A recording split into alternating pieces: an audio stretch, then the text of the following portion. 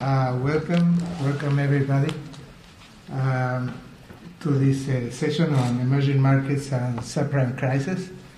We had the session on subprime crisis in the G7 type countries a while ago, and we promised that we were going to follow up with one involving emerging markets. So that's the focus of today's discussion, and we are going to be covering the cases of India, transition economies, and Latin America. And what makes this especially interesting is that, perhaps contrary to what most people would have guessed prior to the subprime, is that if you told anybody that there was going to be such a crisis, probably he would have or she would have expected that the crisis will very quickly be transmitted to emerging markets, and perhaps you would have a replay of the Russian crisis, for example. Of course, if you reach that conclusion that quickly, it would have been partly because you forgot the 1970s, because the 1970s was the petrodollars recycling, and if you remember, the G7 countries go through a recessionary period, and the money was recycled to the South. Now that appeared to be good news to the South. That's not exactly, but it looks a little bit what's going on now in the South. However, it ended in tears in the 1980s. So that's what makes it really interesting to try to understand what exactly is happening now and what are the prospects. Now, we have three speakers that are ideal for this task. The first speaker will be Fabrizio Coricelli, who is the director of the policy studies at the EBRD. That's the research department of the EBRD, and he's dealing with transition economies. Fabrizio has a PhD from the University of Pennsylvania, and he's a full professor at the University of Siena. Our own Arvind Panagariya, for this audience, I don't need to introduce him, but let me remind you that he's professor of economics and also is a Bhagwati professor of Indian political economy. And finally, Ernesto Talvi is the director of CERES, a think tank in Montevideo, a very close collaborator with several of us here.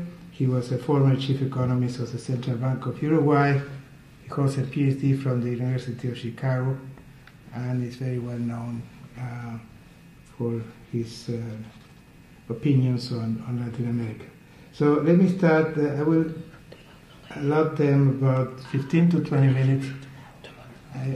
We have plenty of people in the room. I'm sure that there's going to be questions, so I want to leave time for questions from the floor. So when they finish, I'll open up the floor for questions. The first speaker will be Fabrizio Coricelli. Fabrizio, you want to go to the podium?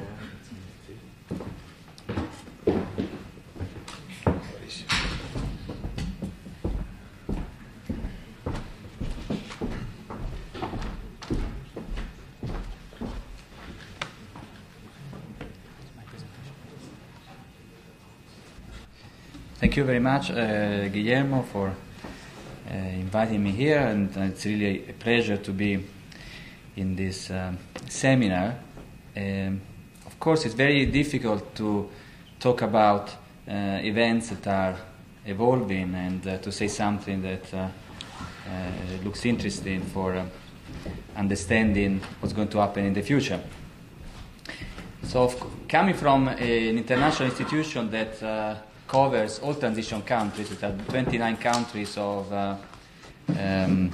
the formerly planned economy world, so from Central Eastern Europe, Southern Eastern Europe, former Soviet Union. I'm going to usually I have to present a very rosy picture of these countries because this international institution is involved in fostering the development of this area, attracting capital and investment and so on. But I think what I'm going to say reflects my own views, and obviously are not totally consistent with the views of the institution, but they are mainly my own views, and as you will see, they are a little bit less rosy on the region. Now, first of all, as it's obviously becoming clear to everybody that the discussion on decoupling, by and large, is a little bit too. The term decoupling is a little bit too strong because, of course, this emerging world and including emerging countries in Eastern Europe have been affected by the financial turmoil. For instance, there's been a large increase in spreads on bonds or in credit default swap, so in insurance for credit default. Stock markets have been hit substantially in these economies. But still true that so far the effect on the performance of the economies, especially on growth, has not been, the effects have not been very large, and also the forecast of the main international institutions have been revised downward, but only moderately. So if you see the latest projections of the IMF, for instance, they assume a reduction in growth rates for Eastern European countries, but very, very mild. So in this sense, there is some decoupling between the larger downward revisions of growth in the West compared to transition countries. Another form of decoupling that is observed in the transition region so far is that foreign loans have been continuing, with some exceptions. I will talk about them in a moment. And, for instance, if you see the latest reports of rating agencies, for instance, Standard & Poor's, they consider some of the transition countries as safe haven. Like Russia is considered a country which has almost no risk in the short to the medium run. And the reason is that in the case of Russia, that Russia has accumulated a very large stock of international reserves. After China and Japan is the largest holder of reserves in the world. It produces many commodities, and the price of commodities are very high. And finally, what is new, what you start reading, is that the presence of the state in the economy is somehow seen, for instance, by the rating agencies as a positive factor. So this also affects positively the view of some of the transition economies, especially in the former Soviet Union, in which the state has kept a large role in the economy as owner of, for instance, the energy sector, owner of a large part of the banking system, and these aspects are considered a sort of a safety guard in the short run. As I said, very briefly on the facts, the spreads have been increasing for most transition countries. In this graph, you see the blue line is the spreads on credit default swap in June 2007, and the red one is in March 2008. If you forget about for a moment Ukraine and Serbia, which are above 100, you can see that the spreads went up. But if you look at the spreads before, of course, the first reaction would be that these spreads looked a little bit unrealistic. Were really very, very, very small, in the order of 30, 40 basis points. But after the turmoil, the spreads have increased, and now one peculiarity of this turmoil, I think, compared to the past, that is important for transition countries. If you look at spreads, or if you look at spreads on bonds, for instance, if you look at credit default swap, the spreads have gone up, but the actual terms on lending, on loans to these countries have not changed as much as this. As the terms for the more market-based instruments, and so one feature of this recent financial turmoil at the global level is that the segment of the markets that have been hit most are those that have to be mark to market, priced at the market value. While loans, you keep loans in the books. So if you feel that loans to a certain country are not very risky, and the rate of return is quite high, you keep doing it. This is what's going to happen. So actually, the increase sometimes of the spreads does not reflect an actual tightening of flows to these economies. The equity markets, as I said, were hit, like in the West, initially in August, July-August of 2007, but more at the beginning of this year. And the red line is the one for emerging Europe, which includes many of the Central Eastern European countries. So the markets, stock markets and bond markets have been affected. The key characteristics of the region has been noticed also in many other analysis of the Eastern European countries, that the risks have increased a lot in this region. And one reason is that Eastern Europe has benefited even more than other emerging markets, the surge in capital flows in the past few years. Domestic credit has boomed, mainly funded by foreign lending, and very little from an increase in domestic deposit base. In most countries, credit and growth of the economy has been concentrated in the non-tradable sector of real estate, the financial sector itself, and construction. So there's been high concentration of loans in specific sectors of the economy. Transition countries is the only area in emerging markets as an average that has a current account deficit, and this has been noted many times. And the largest imbalances are in the Baltic states, Bulgaria, Romania, and Kazakhstan. The Baltic states and Bulgaria, for instance, the current account deficit is about 20% of GDP. So here it shows in the last 7 years the development of capital flows in US $1 billion in the world, and you see the green line is the transition countries, and you see the very large share, only smaller than Asia, that goes to Eastern Europe. And the current account balance, as I said before, if you exclude Russia from the transition region, if you include Russia, it's still a deficit, but much smaller. And you see that this is what is pointed out as the reason why Eastern Europe is considered the most vulnerable area in the world, because it has a current account deficit. If there is a sudden stop to capital flows, they have to adjust this current account deficit, and they will suffer more. And here I just show what I said before, the rapid credit growth funded from foreign lending. And here you see from 2000 to 2007 the share of private sector credit to GDP on the y-axis, and the GDP per capita movements on the horizontal axis. And you see how steep is the increase for many countries, especially Kazakhstan, Romania. The growth has been really enormous.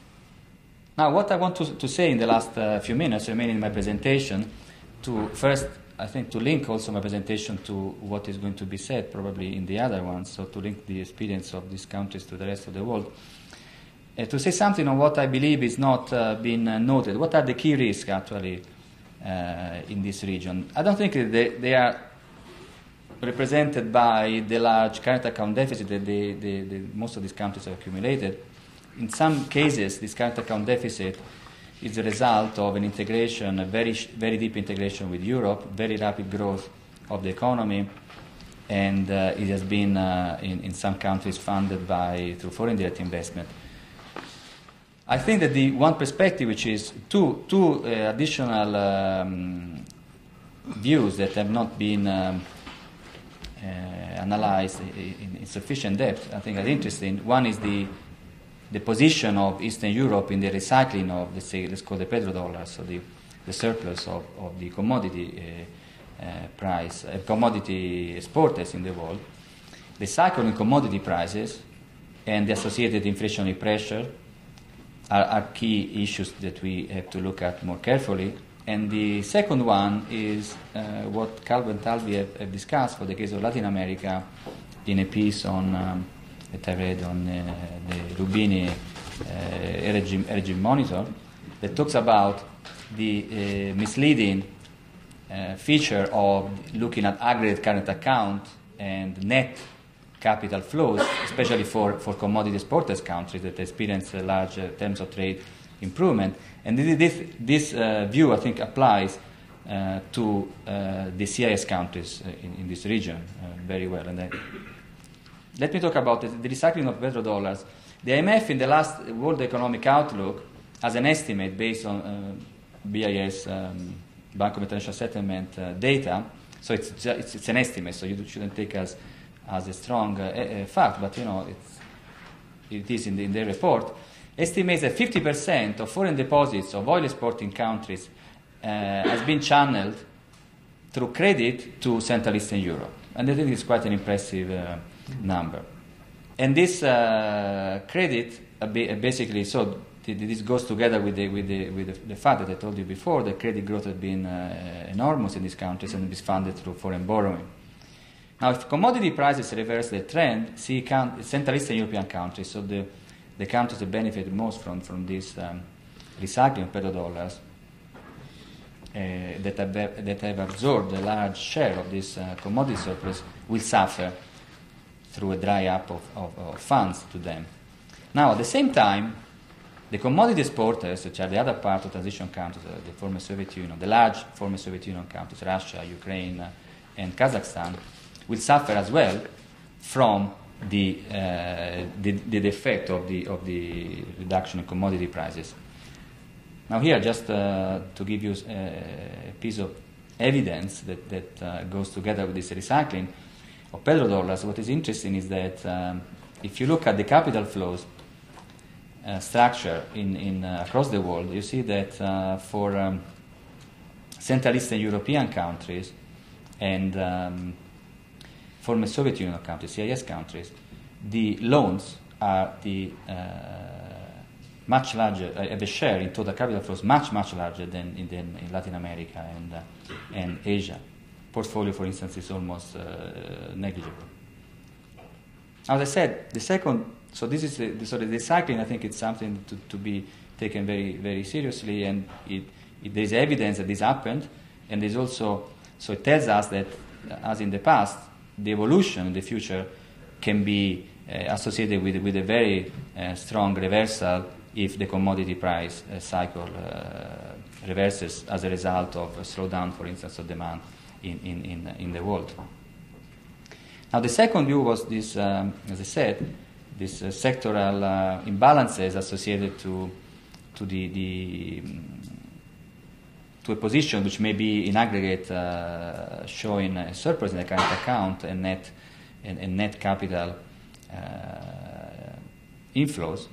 But so if you look at so this story is as follows. I don't want to say something that is not mine, but it's Calvo Talvi. But the issue is that you have in economies like Russia, Kazakhstan, large surplus in the energy sector. At the same and the energy sector actually is investing these funds and as capital outflow abroad. There's evidence that, for instance, Russian companies in energy are buying energy companies abroad, and also putting deposits in foreign banks. So you have the capital outflow associated to the surplus. At the same time, you have that a large part of the economy, especially the real estate, the construction sector, and then in the end the banking, has a very large debt, so it absorbs a capital inflow. Now what happens is that if there is a sudden stop in the inflow, the only way to absorb this shock and not transmit it to the domestic output is that the surplus gets transferred to the deficit sectors that need liquidity. And now this is actually not very obvious that can happen. And in fact, if the situation is a situation of worsening domestic situation, you would expect that the outflow increases instead of stopping, and so the money being put to the deficit sector, if you understand exactly the Calvo and Talvi view. Now, for transition countries, one potential, but only potential favorable aspect is that part of the surplus has been accumulated in state funds, in stabilization funds, and in a sense, in a situation of impending crisis, the state may have an easier way to transfer these funds to the sectors that need that. And this is actually something that in Kazakhstan has been talked about by the government. Now, just to give you one piece of evidence on that, on the right-hand side is the CIS behavior of current account and capital flows. You see that you have the red one is the inflows, which goes up in recent years. At the same time, you have the outflow also, which is very large. In fact, it's a bit lower than inflows, but they move quite together. And you have that the outflow is of the order of 10% of GDP, while the overall situation and the inflow is about 15%, and the overall situation gives a current account surplus and then net inflow. Okay, so there's net inflow, so there's been accumulation of reserves. But the key story here is that if the inflow, which is very large, stops, the outflow may not be channeled to the deficit sectors. So I think that this story is actually very relevant for CIS countries that are commodity exporters. Now, related to this, and I'm quickly going to conclude, there is one element in this recycling and a commodity cycle which is becoming clear as a serious risk for at the global level, but also especially for some of the transition countries, is that we are observing a sharp increase in inflation associated with an external shock to food prices and energy prices. And basically, the two things can be what we are observing in the global financial markets, and this inflation experience may actually be associated, as there is not much data on that, but there are some facts that may support this view, is that there is a shift of investors from let's say dollar assets into real what is considered real assets associated to commodity, and this is pushing up actually prices in addition to some supply and demand imbalances. Now, the other link which is important is the depreciation of the dollar, which is linked to the increase in commodity prices, which is very important. Now, for CIS countries that have some of them have a link to the dollar, what we have observed, in fact, those that peg the dollar, they exchange it to the dollar, like Ukraine, have experienced the largest increase in inflation. And you have structurally that the effect on inflation in some of these countries is very strong, because the share of food in the CPI is very, very large. Like Ukraine is almost 55%. And if you see the experience of Russia and Ukraine, Russia has an exchange rate that has appreciated with respect to the dollar about 10%, close to 10% in the last year, when Ukraine has been roughly stable. You see that inflation has shot up close to 30% in March in Ukraine, and is increasing, but at a much lower level in Russia. I have to say that Russia has also introduced some price controls on food. Now, the inflation, increasing inflation is posing a serious threat to these economies, because the response to inflation that these economies are implementing is in the form of tightening monetary policy. In some cases, even worse, introducing price controls, which may actually be a time bomb in the process. But you have that this tightening of monetary policy may actually create a condition that, accompanied by a tightening of financing from abroad, may create may have a strong contractionary pressure on domestic output. Now, did I overshoot already my limit? Okay, so I will stop here. I will stop here.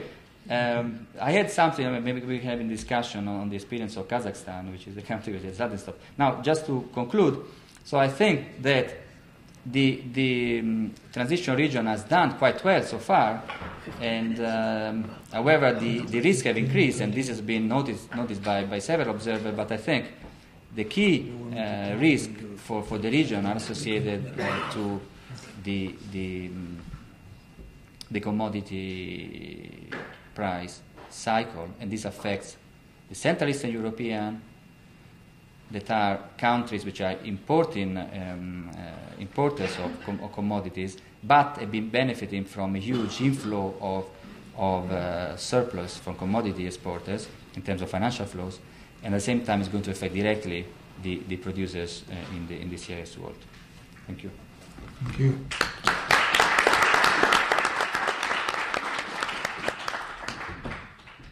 The next speaker will be Arvind Panagariya.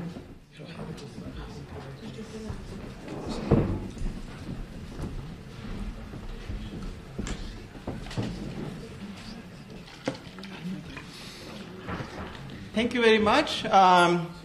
Truth in advertising, I'm not a macroeconomist, unlike all the other three people sitting there in front of you. So I'm at a huge disadvantage. So if you get seated, I'm not responsible. All right, so I tried to come up with a catchy title at least, but unfortunately that also is misleading because really in the Indian case, at least as I see it, it's a non-story. To get you started, that's the world maps with a circle around India right here. Let's see. Yeah, that's India. All right. And colorful country. So I thought I'll show you the map. A very realistic view of India. Yes, of course. Okay, so I start with the bottom line. And I think there were two kind of issues that Guillermo gave us, at least in the communications that we received from him. One was about the subprime and how the Indian economy would be impacted by it, and the other is the ongoing inflation that is impacting everywhere. On the subprime, the bottom line really is that the impact is minimal in the Indian case. I won't have a whole lot of details to give you, in terms of the financial market reactions and so forth. But mainly, India is still capital account inconvertible. There are lots of controls out there, and certainly there are controls on what the investors from within India can invest in abroad.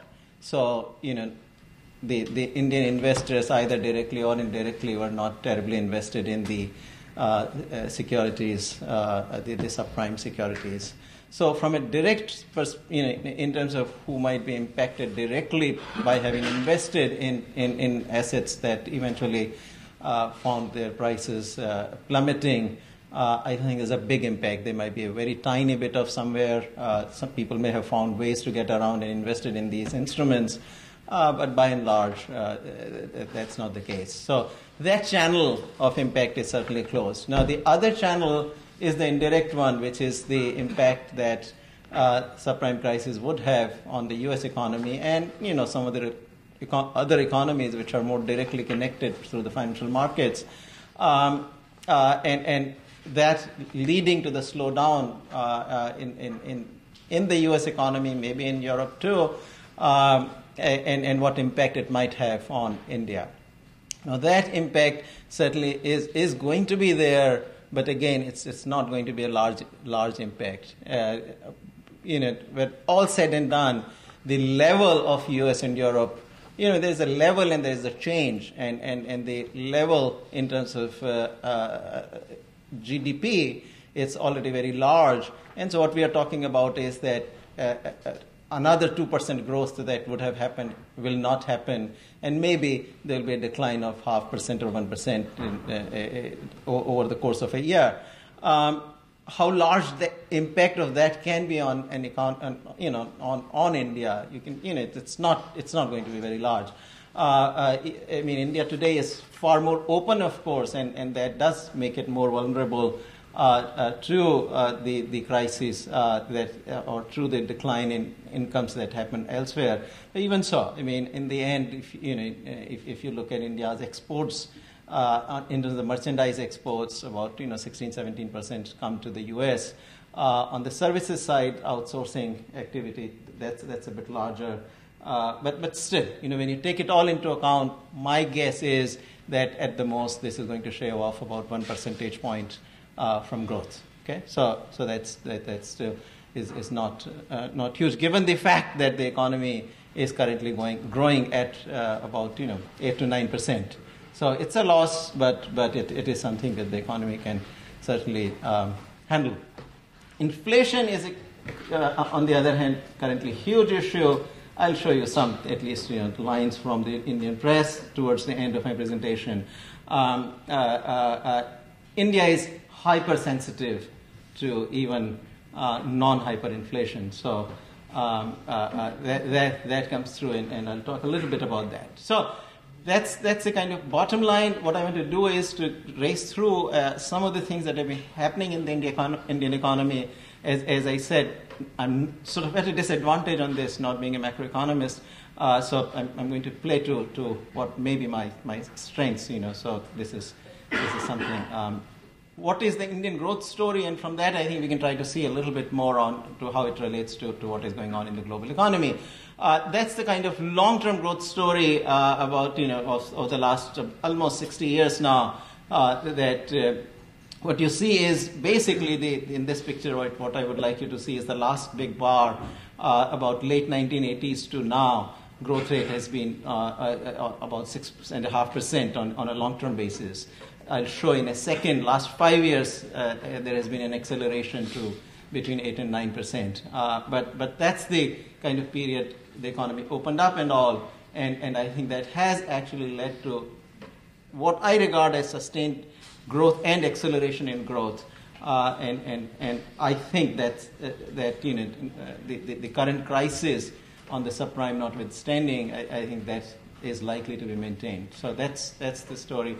I'd like to show this, that the growth rates that I put out here for you are based on the real rupee. If you do this calculation in dollars, what this picture gives you is the movement of the GDP in nominal dollars. And in nominal dollars, last 5 years, the economy has grown 18.2%. So, think of 3% inflation in the U.S., even in that gives you in real dollars a growth rate of about 15%. That's quite phenomenal, actually. If you project that over a 20-year period, Indian economy goes from current level of about 1.2 trillion to something like 18 trillion, which is larger than the current size of the U.S. economy. So that's what we are talking about. Now, big debate here is whether growth is going to be impacted, and there is some debate going on currently in India whether what we are observing, this kind of 8 to 9% rate of growth, average of 8.7% in the last 5 years, is that a cycle effect, or it is or it is a sustained, or it's an acceleration in the underlying long-term growth rate, and this picture tries to kind of show that roughly this takes 3 to 5 year periods and plots that you have these periods of high growth, then low growth, high growth, and low growth. And currently, last 5 years, what we observed is high growth. And so, is the next bar going to be much smaller? My own take is that this growth is going to actually sustain, around 8% or so, for a variety of reasons. But let me just point out to you, for example, what's happening on the investment GDP. That has been, if you look back, much of the 1990s, investment was about 25%. Last 5 years, it has suddenly accelerated, suddenly taken off. It's now around about 35-36%. And likewise, correspondingly, the savings rate has risen also. So savings rate itself is also 35%. So, in terms of, if there is an external shock that may impact the inflows, it still is not going to be. Savings rate itself, domestic savings rate itself is about 35% currently, and rising. So I think the prospects that the economy will weather the crisis reasonably well are good. Now, some real indicators: the telecommunications revolution. It's just that picture shows how rapidly. Again, the focus on the last 4 or 5 years, how rapidly the telecommunications industry has expanded. Currently, kind of adding about 8 million telephones per month, not per year, but per month, faster than China, both in absolute and relative terms. Passenger vehicles, the auto industry, it used to be the proverbial kind of inefficient industry in India with only 2 automobiles from the 1950s models. Currently, it has really taken off in a major way within the last 5 years. The passenger car output has doubled. About 1.5 million passenger vehicles are being put on the road. Now, quickly to the openness issue, merchandise exports. Again, you see the growth rate has been quite rapid. This is the merchandise exports. Again, focus on the last 4 or 5 bars, where you see within 5 years, the exports, almost 2 to 3 times of what they were. Relative to what happened even in the 1990s, which was better period than the period before. Merchandise imports likewise have shot up as well. So it shows to the openness of the economy. So you can now look at the GDP, the ratios, exports to GDP ratio, which you start out early 1990s about something like 7-8%. Today exports is about 25%. This is both goods and services. Imports is nearing 30%, 29% now. Again, from very low, less than 10% in early 1990s.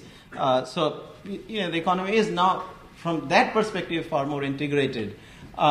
Services exports, again, very rapidly growing. Here, now, they might give you some idea. That foreign investment, which was virtually nil, non-existent, if you look at this initial period.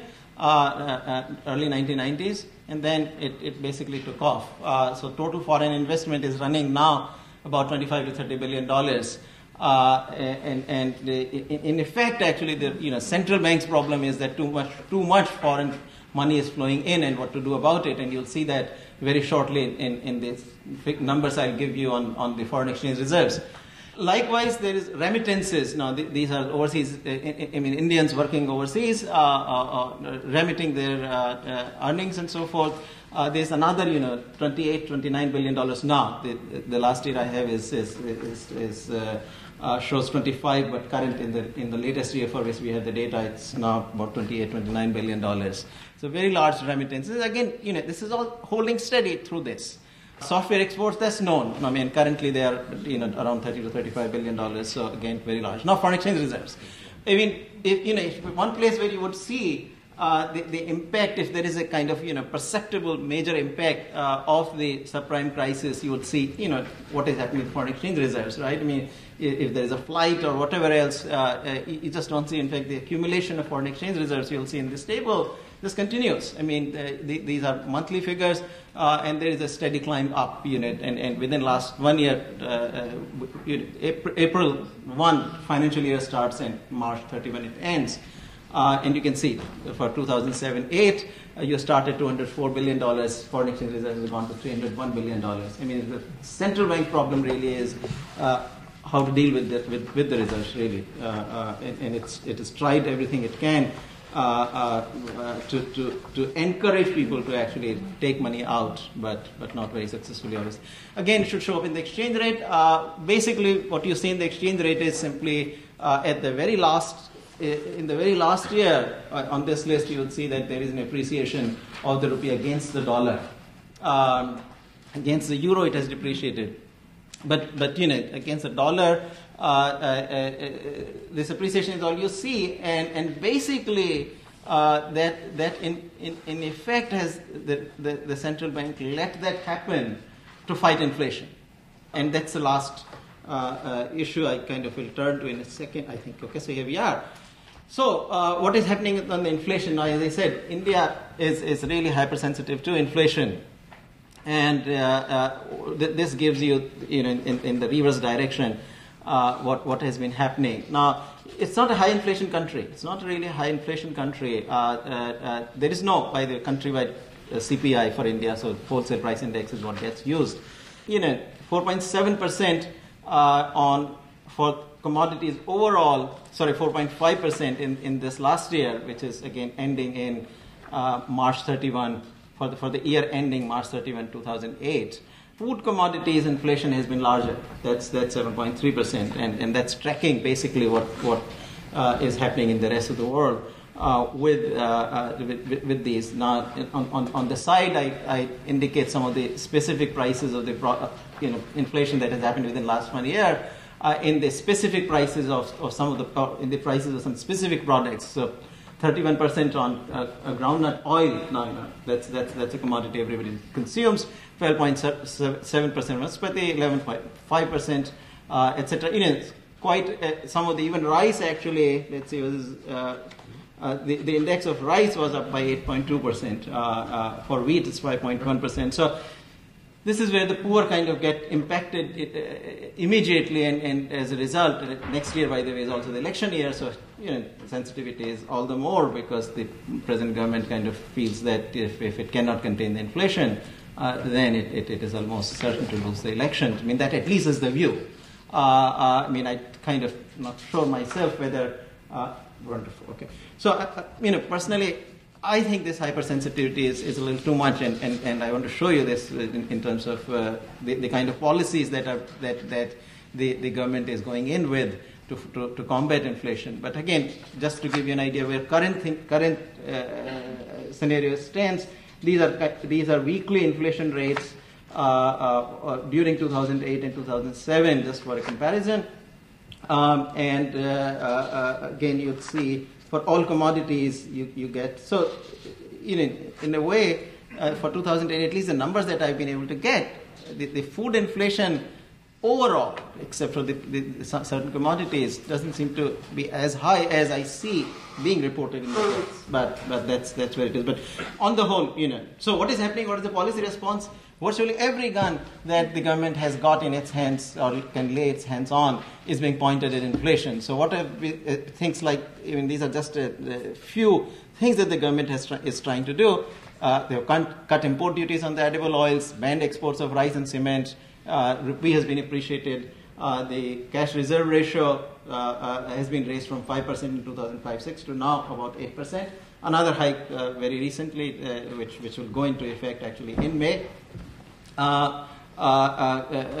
Futures trade of some of the key agricultural commodities was suspended. This is something in India not permitted for a long time.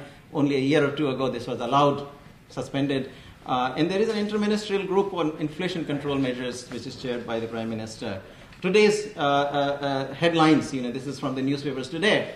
So what is going is steel may be declared an essential commodity, which in India means that, once you declare a commodity essential, you can control its distribution, you can control its prices, you can control its production, everything you can control actually once you declare it essential. So steel apparently is being targeted in a major way. You hear the finance minister going out saying, these steel firms are cartelized and they're fixing up the steel price and whatnot, notwithstanding the fact that perhaps the biggest steel producer actually is a public sector firm.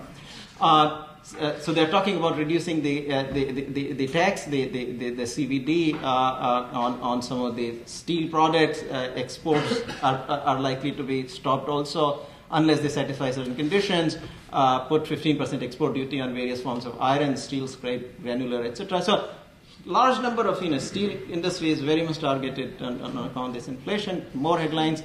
There's steel prices to soften 5% on railway, so railway freight gets cut to fight inflation. 5% custom duty on crude oil may be eliminated to fight inflation. Government is going to procure 1 million tons of wheat per day, but it's not going to import. And the agriculture minister, Pawar, apparently wants states to cut VAT, which is the value-added tax. Taxes in the mandis, in agricultural items, and so forth. So, this just tells you about the politics of India really more than the economics. And I don't think, in this case, economics is probably being completely sidestepped because these are not the kinds of measures you want to use to combat inflation. But that's where it is. But again, just to step back, the commodity boom that's going on and the food inflation for a variety of reasons is happening.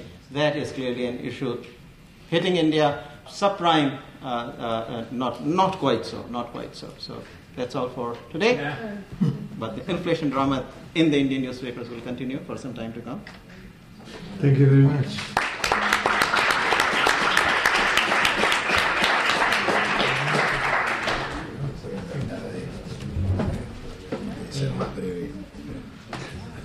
Thank you, Guillermo, for the invitation. It's a pleasure to be here. I would like also to thank David and Deborah for making our stay here very pleasant and smooth. And what I'm going to present today is divided in 3 parts. First, we are going to try to address why many observers think that this time around is going to be different for Latin America. Then we will try to go beyond perceptions and see whether the strong performance and fundamentals are actually as strong as they appear at first sight. And finally, we will try to evaluate whether the apparent strength of the region to the subprime crisis is really a testimony to the region's fundamental strength. This work that I'm going to present here today is a joint work with Alejandro Izquierdo, who is also here today. He is at the research department of the Inter-American Development Bank, and actually the Inter-American Development Bank just published a report that contains most of what I'm going to say today. So if you want to read it and download it, you can either find it at the IDB website or the CERES website. So let's go to the first part.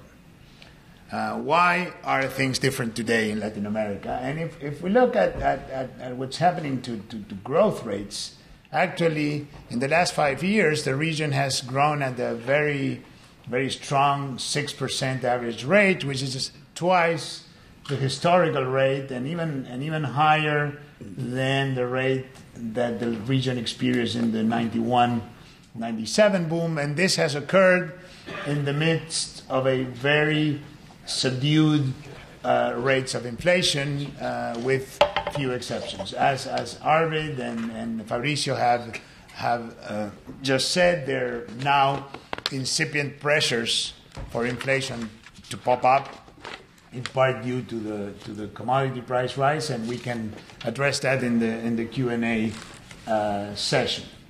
Now, this strong performance in terms of output and inflation has been supported by very strong fundamentals.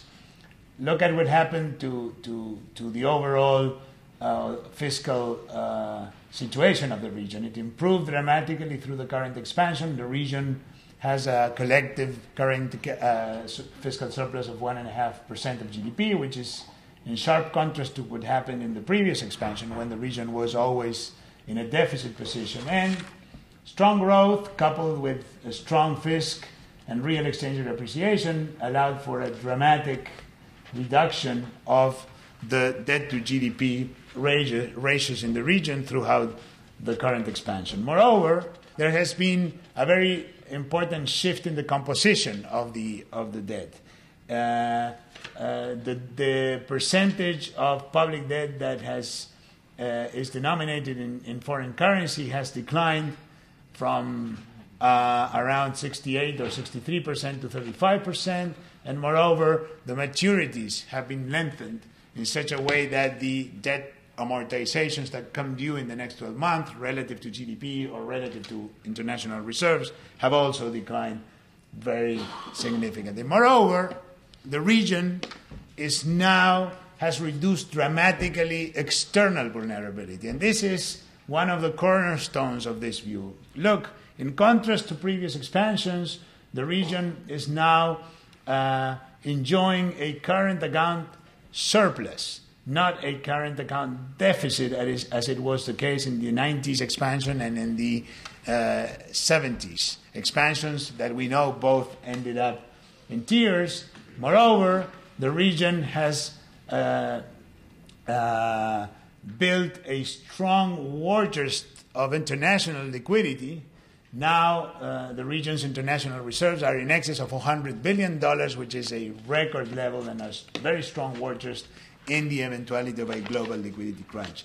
The combination of these two things brings about something that Fabrizio talked about, which is, look, and this is a very sharp contrast with the previous expansion, and this is net inflows of external capital. The expansion of the region did not require any external financing. And this is really in sharp contrast with the previous two expansions. One of them is depicted here. And therefore, this makes the region a lot less vulnerable to the gyrations of the capital markets because it is not relying to expand on external financing.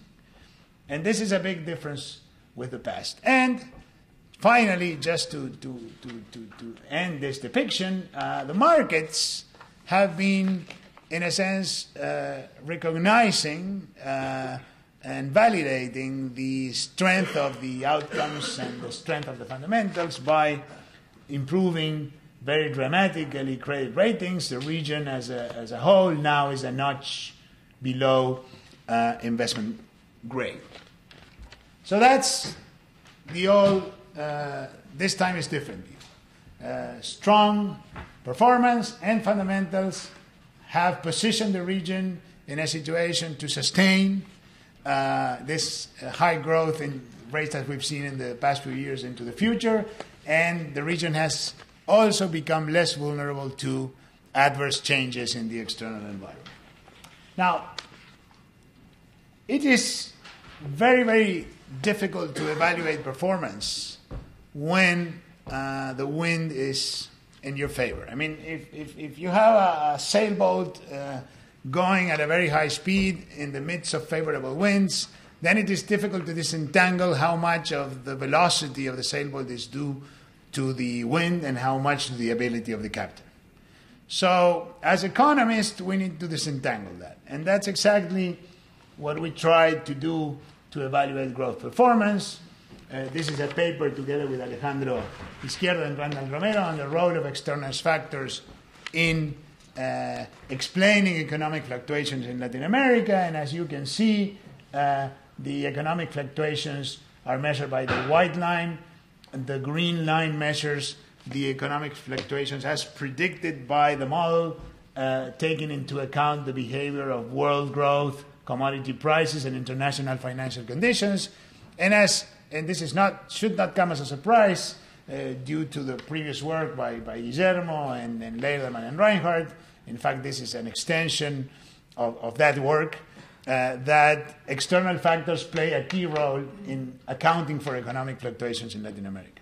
So what we did is, once we had the model, and since external factors did improve dramatically, world growth, international financial conditions, and commodity prices throughout the current expansion, then we wanted to know, had we known by 2002 that external conditions were to improve in the way they actually improved, how much we would have predicted the region would have grown given the relationships that we estimated in the model. And this is what we get.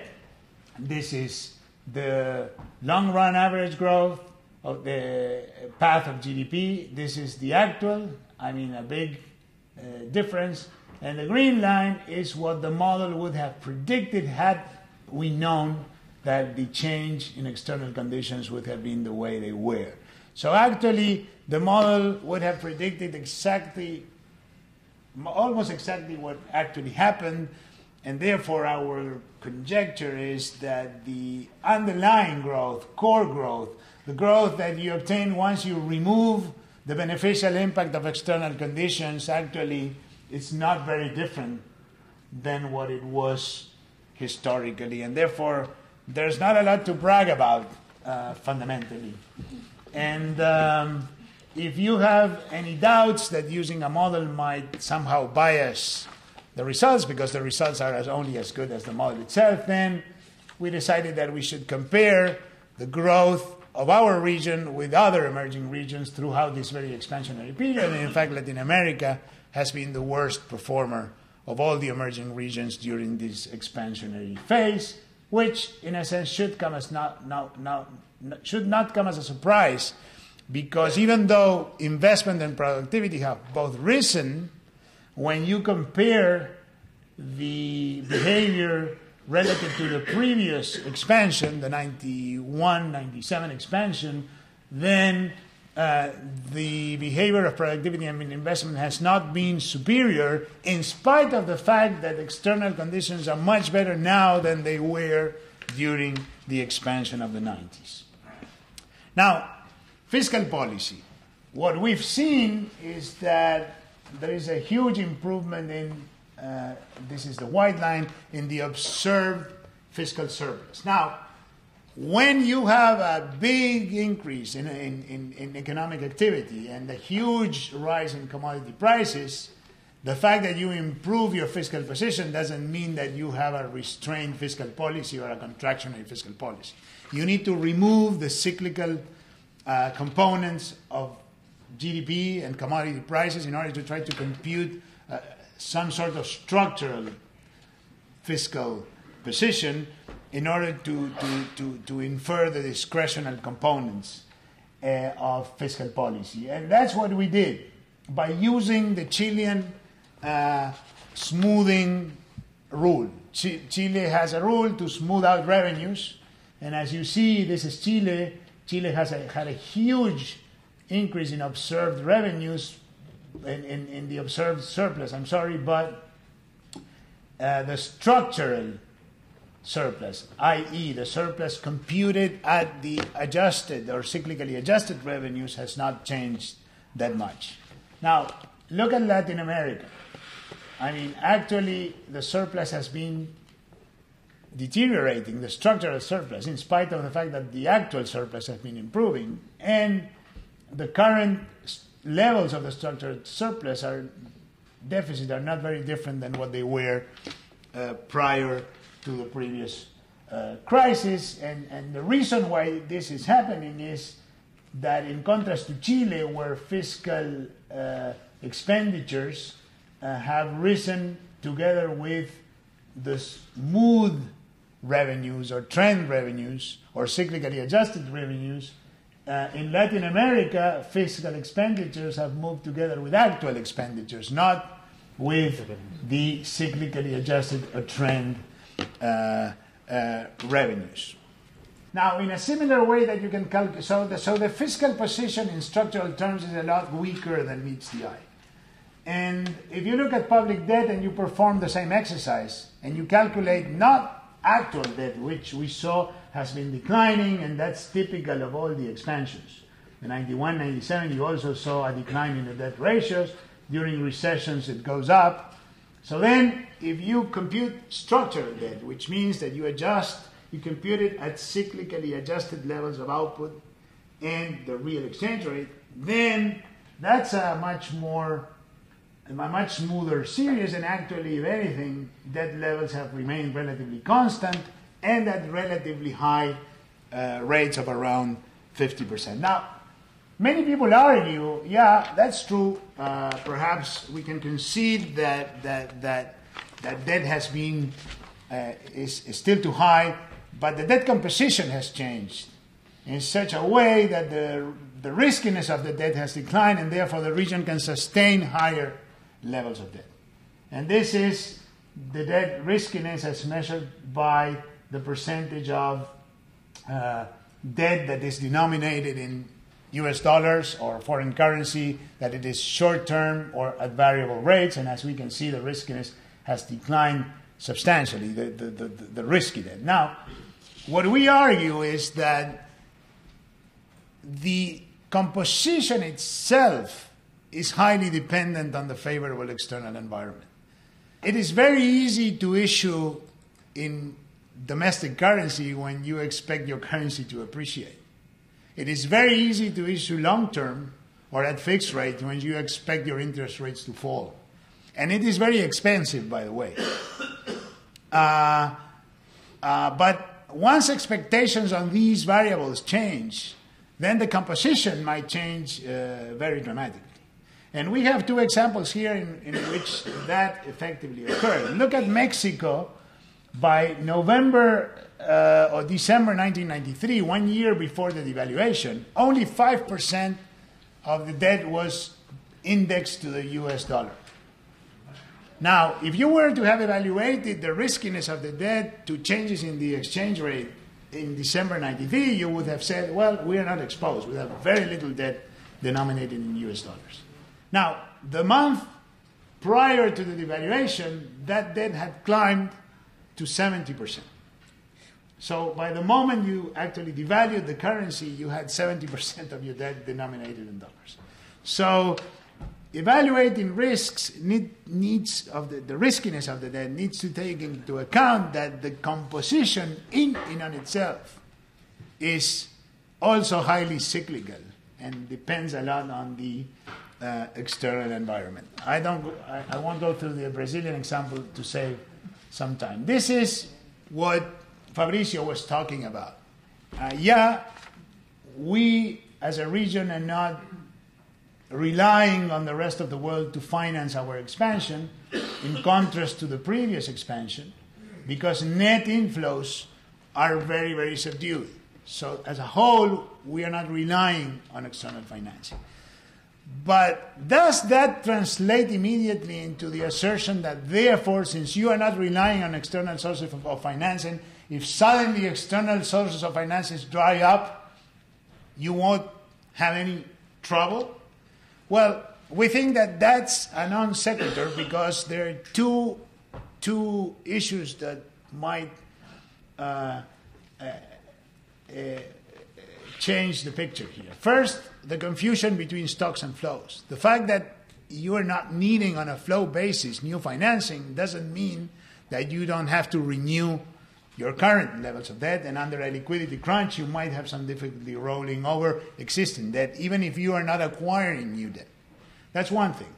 The second is that the net inflows of quasi-zero hide something that Fabrizio showed is also true for the transition economies, that this is comes about by huge inflows coupled with huge outflows of capital. And the thesis that we've sustained with Guillermo in that note on the Rubini Global Monitor is that the sectors that are borrowing abroad are not the same sectors as that are running surpluses abroad. So it's probably the primary sector producers that are shipping their money abroad, and then you have the outflows, and the rest of the sectors of the economy borrowing heavily abroad. So if suddenly you were to have a liquidity crunch, these sectors that are borrowing heavily abroad would be severely hit because the sectors that are running the surpluses are not going to turn around and bring in the money to lend to the other sectors within the economy when the foreign lending is running to the exit. So this is a vulnerability that is hidden and that is many times not seen. And in fact, some of this is what happened to Korea in the 1997 crisis, where if you looked at the net flows, they were very subdued, but they had huge amounts of gross flows coupled with gross inflows with gross outflows. Now, international reserves have gone up dramatically, as we saw. But most of the accumulation of these reserves have occurred by issuing monetary liabilities through either sterilized or unsterilized intervention. It's not that you've acquired the reserves with genuine surpluses. You've acquired these reserves by issuing short-term monetary liabilities. So this, to a first approximation, reserves are not something that you owe. They are something that you own, something that you owe. And if, in the event of a liquidity crunch, when you should be using these reserves in order to attenuate the effects of the liquidity crunch, those monetary liabilities are going to come back and claim the reserves, then the insurance value of those reserves is very questionable. So we like to net out, in principle, the reserve position from the short-term domestic liabilities of the central bank. And it is true, credit ratings have improved dramatically, but they are not much better than they were prior to the previous crisis, in spite of the fact that the observed fundamentals are much better than they were in 97, 98. So just to close, let me go to the subprime crisis. And these are bond prices, and this is what Fabrizio was referring to. I mean, even though spreads went up, bond prices did not decline because the pure rate actually declined together with the rise in spread. So look at what happened to the high yield market, bond market in the U.S. after the subprime crisis. There was a huge collapse. Now, usually Latin American bonds would move together with risky bonds in the US, but you see this and nothing happened. So isn't this a testimony that this time is different hypothesis is actually right? That you can do all the gimmicks you want, adjusting this and adjusting that to look at the vulnerability, but finally the test of the market is, look, we had a mess in the US, the risky assets went down the drain, and nothing happened to us. So this is the proof that we are fundamentally stronger. Yeah, it might be, but when you look at what happened to emerging Europe and Latin American and emerging Asian bonds, well, essentially the same happened. So the question then would be, then it's probably the case that all the emerging regions are fundamentally stronger. And it might be the case. So then you should go and try to look at fundamentals themselves. So what we did is we got into the ENVI countries, which is 30-something, and we separate them between countries with strong and weak fundamentals. And the first exercise we did is we said, well, let's since in Latin America the talk is we now have these twin surpluses, current account surplus and fiscal surplus, which is totally unusual and will protect us against and it is exactly what it is, protecting us against global turmoil. So we separated the countries in those that had current account and fiscal surpluses, which we call them strong fundamental countries, and the ones that have current account and fiscal deficits. And in fact, believe me, you can read in the paper, the average of these values are huge, the differences are huge. And we look and we see that the bond prices of countries with strong fundamentals behave essentially in the same way as the countries with weak fundamentals. In fact, the mean behavior cannot be statistically distinguished one from the other. So if this is a fundamentals story, then why is it that the difference between these two kinds of fundamentally different countries are pale in comparison to what happened with the high yield? And if we do this with speculative grade and investment grade rather than current account surplus and fiscal surplus, you obtain the same result. So speculative grade countries and investment grade countries, strong fundamental, weak fundamental countries behave very similar to one another compared to what happened to the high yield. So our conjecture is that this is fundamentals do help in explaining the differential behavior between weak and strong fundamental countries. But they don't help in explaining why the decoupling from the high yield. Our conjecture is that this is a very different kind of crisis because one, contrary to the Russian crisis, is detonated at the center. And therefore, you had a central bank that was willing and able to provide the necessary liquidity to prevent contagion into other asset markets, including emerging markets. So this is very in line with what Guillermo Calvo was proposing after the Russian crisis for emerging markets, to have an emerging market fund that would be able to act as a lender of last resort by providing liquidity in times of crisis. Here, we have a controlled experiment of your proposal, Guillermo. Since this detonated in the center and there was a central bank able and willing to provide liquidity, then contagion was actually prevented. So what is actually happened to Latin America, and in fact other emerging regions, has a lot to do with the origin of the shock and the existence of a liquidity of last resort provider rather than with any intrinsic fundamental strength that, as we saw, doesn't seem to be supported by the evidence. Okay, I'll stop here. Thank you very much. Well, thank you very much to all the speakers. I'm always in this sad position of realizing that after this exciting presentations we have only 5-7 minutes. Yeah. So I really don't want to monopolize. I'm sure that there must be lots of questions from the floor. So let's open the floor for comments.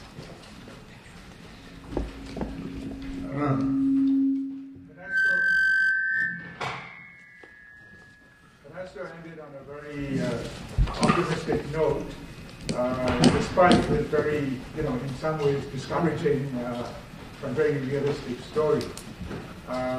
So as Ernesto said, I mean, we had this controlled experiment where the problem was in the center. We didn't need water budget to be created for Argentina because water budget already existed in its neighborhood in the 90s, right? And in this so nothing, the center, contrary to Yeats's poem, the center did hold, so, the contagion didn't spread. But that seems to be only the first actor of the drama, because I was impressed by Ernesto's differentiation between, in the emerging markets, it looks like the guys with the weak fundamentals and the guys with the strong fundamentals are the same, right? So maybe they're the same because all the collapse was in the center and the problem was taken care of in the center. But then, if the center starts to slow down, if the GDP, the real economy in the United States starts to seriously slow down for a prolonged period, then there will be, would there not be, this is my question to the panel, then would there not be serious pressure on the rest of the world? And then you'll see the difference. Maybe the Indias and Chinas that have very strong growth performance will do well, and maybe the transition economies and perhaps even Latin America might not do so well. So is the good news only temporary? That's the question. Who wants to? Maybe you can follow up. This is I think a very important and interesting question, and this would be my take on it, based on work we did with Guillermo and Carmen Reinhardt in 2001. Guillermo, and this is interesting. If the U.S. were to have a sharp slowdown and perhaps the industrialized world were to have a sharp slowdown, and maybe that slowdown even comes with a tailing off of commodity prices. So this would be unequivocally, at least for Latin America, probably for other emerging regions, a negative shock. Would that imply necessarily a deceleration, dramatic deceleration for emerging economies, and in particular, let me concentrate on Latin America, which I know better, and then I'll prefer Fabrizio and Arvind to talk about the rest of the regions. Well, it depends, because if this deceleration or recession, together with dropping commodity prices, comes together with negative real interest rates at the center, i.e. very expansionary monetary policies, then the net effect might even be positive. And in fact, in our work, what we've seen is that perhaps for Central America and Mexico, which are very highly dependent on the cycle, U.S. cycle, maybe such a shock in the net would be negative.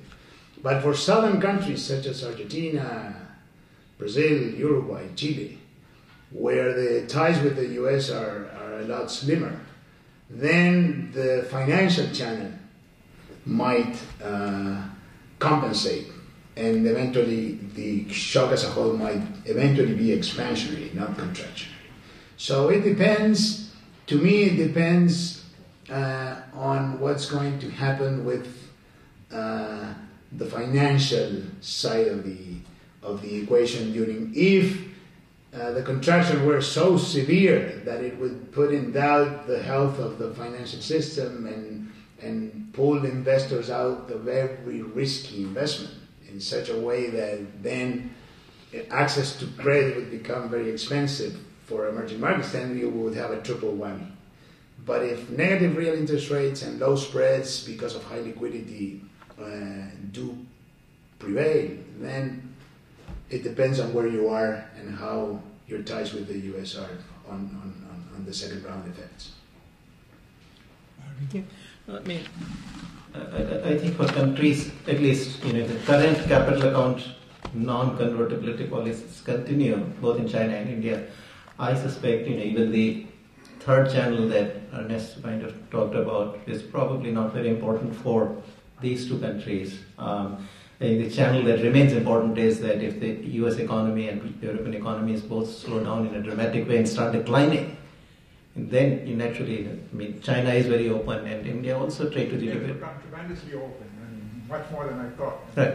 From your papers. Right. No trade. There could be a direct, old-fashioned fall in the demand for exports, and then repercussion on the domestic economy. Right. So if you are open, you cannot escape entirely. But the closed capital account or the restricted capital account will help. Right. Because at least this financial, because the reliance on the external capital is still relatively small, so that hit will be lower. Let me complicate a little bit the picture. Otherwise, it's too easy for these guys. But the question to you would be: you've shown us that because of a small increase in the rate of inflation in India, all of a sudden the politicians start touching here and there. Now, what if the politicians find out, they realize that if they open more the capital account, they can offset, not inflation, but they could offset perhaps the slowdown that comes from the US. But I'll let you think about that. In other words, could it be the case that India becomes more open as it is now changing tariff policy in reaction to high inflation because there is a slowdown in the US, more open in the capital account? Question number one. The second issue is about this expansion and the effects in the South. The question is how sustainable that would be. Because the last time around, it didn't end on a high note. I'm afraid, that the low interest rates in the US is a very transitory phenomenon. The moment that the situation stabilizes here, I'm a little bit concerned that there could be a Volcker jump. I don't call it quantum jumps anymore, but a Volcker jump in interest rates, which was the way it ended in the 1980s.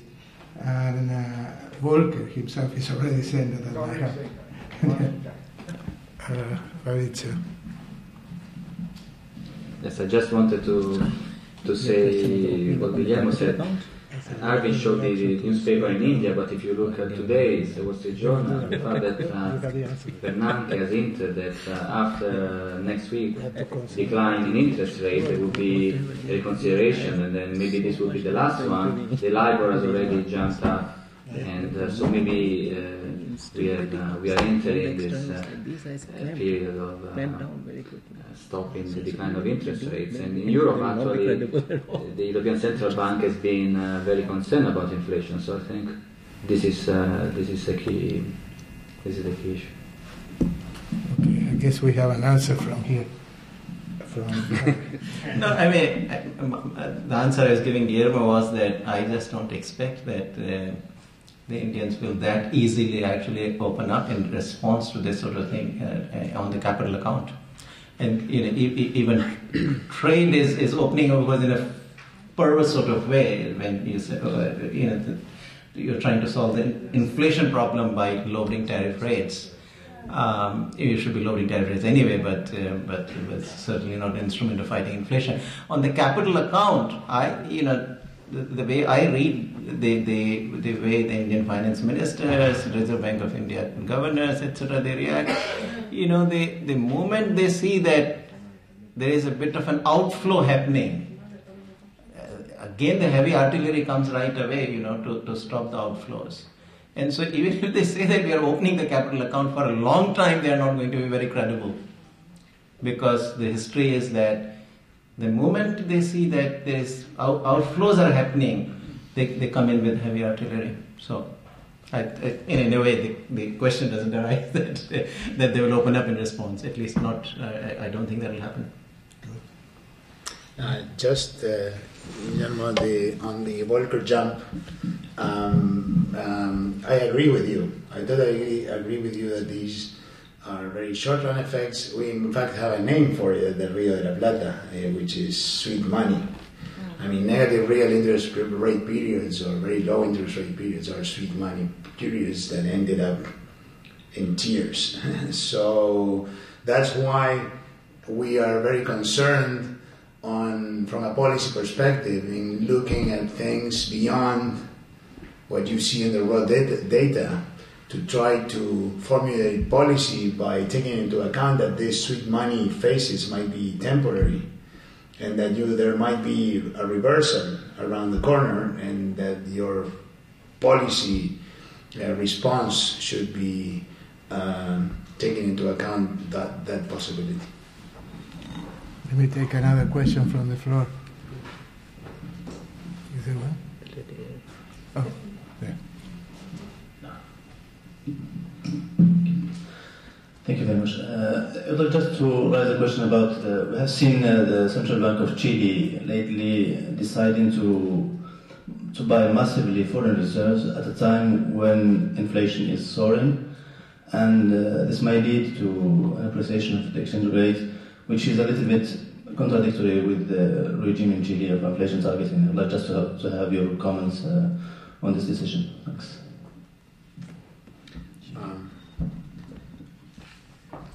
We were just in these few days had a very nice presentation by actually José de Gregorio, the president of the Central Bank of Chile. It was on Monday at this same auditorium.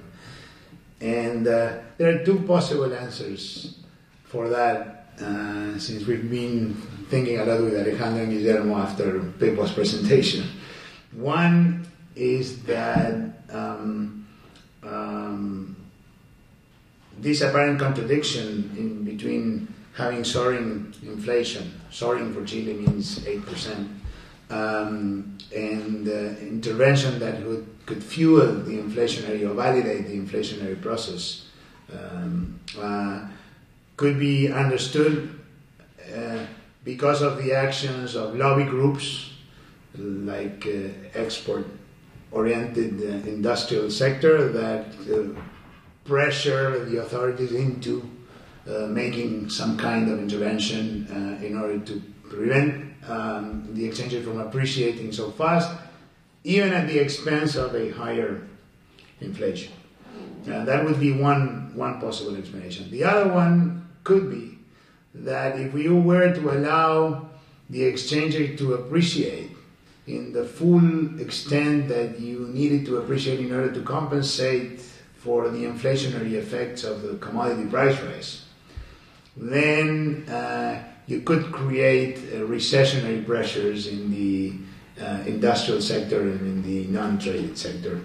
And that might be another explanation of why you are inducing this. Now, maybe it would be nice, Guillermo, if you would like to comment but the way they've implemented it through pre-announcing purchases of exchange rates, in your view, and that's what we're discussing, it seems to be a pretty inefficient way of doing the intervention. Yeah, no, well, I don't want to take that. But let me say that this is an interesting innovation which is being applied in Chile and in Israel. Apparently, Israel was the first this time around, and we've been asking, and it appears that Brazil also did it in 2002 for a little while. Instead of intervening to peg the exchange rate, what they do is to announce that they will buy a certain amount of foreign exchange. It's a different kind of intervention.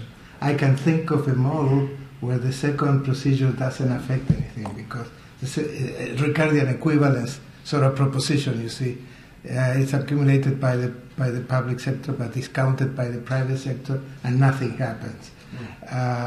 So that's an open issue, and it'd be interesting to see if it is effective. In the very short run, it appears to have been somewhat effective, according to the president of the central bank. We are out of time, but this is so exciting. I hate to stop it. There's one question at the end. My question is for Talvi. Two questions. So it's two questions. The first one is, what are according to your perspective, the key macroeconomic variables or the key political process to monitor if you're Latin American, if you have to worry about how it's going to evolve, the situation in the United States? And the second question is about the yes but story and your model about how commodity, the three key variables that we have in your vector error correction model. First is what time period did you use, and what are in the past the periods where the region overperformed or underperformed, and also if there are countries that now are overperforming that model or underperforming. I'm saying, when I say overperform or underperform, is the residual is positive or negative.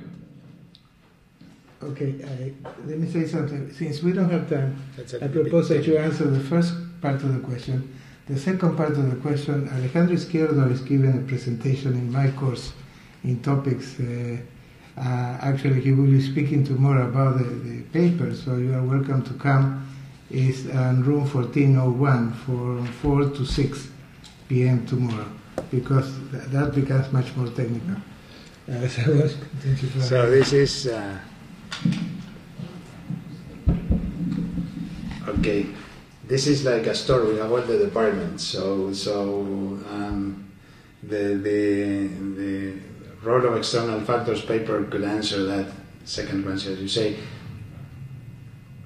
What are the key variables to monitor? I mean, we like to monitor stocks rather than flows in order to try to address the vulnerabilities. But I don't think it's whatever the set of variables you think you should monitor in order to see how potentially vulnerable you might be. What we think it's important is the way you look at those variables. You see, that's was the thrust of the presentation. I mean, if you simply look at the raw data as they come, then you should go home and not be concerned whatsoever about Latin America. But this time is different. It's something we heard so many times. When we had the crisis of the 80s, this time is different. We said, well, that was because we run huge current account deficits, but we were lending the money to the governments through the banks. Then in the 90s, it was a private sector sort of story, and it's always different, but it always ends up in the same way. So it's not easy to come up with a set, because if I tell you I should be monitoring public and private debt and the composition of public and private debt, but not the observed composition and the levels of public and private debt, but adjusted in a way that reveal information on the underlying vulnerability. I would look at what's happening in the banking sector, how credit is growing and how rapidly it's growing, which sectors are borrowing, in which currency those credits are denominated. But again, a year before the devaluation of 82 in Uruguay, the tablita, I mean, credits were in pesos, and they became dollarized dramatically a month before the devaluation. So what does it mean for credit to be in pesos if it can be very rapidly re-dollarized before? And then once it is dollarized, the banks will get a hit because the non-traded producers will not be able to pay, but suddenly the government is now responsible. So it has a responsibility to bail them out. And that's the difference between dollarizing the credit and non-dollarizing. So you see what I mean? You have to pick the variables that you want to look at, but then you'll have to work on them in a way that they provide meaningful information on the vulnerability. And that's not an easy task. It's more an art than a science. You don't have rules of thumb. Well, we are out of time. Let me take a last question. Oh, I'm sorry, but somebody was ahead of you. We will have to continue outside the session. Thank you, sir. I wanted to add my congratulations because this topic is on time, you can say, because we know the time is a time of crisis here in the United States. We don't accept the word of recession. We deal with the word of recession. We don't know what recession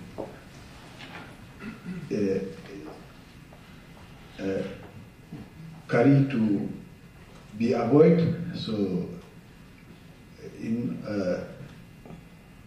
our interest, we take opportunity with this panel to ask if recession happening in the United States can be called recession or can be called low move of economy, low move of growth, and how all this can affect the emergency region, Latino and India region. Well, thank you very much, but that really opens a new can of worms. So I promise that next time when we get together, we will have an answer for that. We need a little bit more information in order to be assess that closely. But in any case, thank you for all the questions. Thank you for the panelists for an exciting presentation.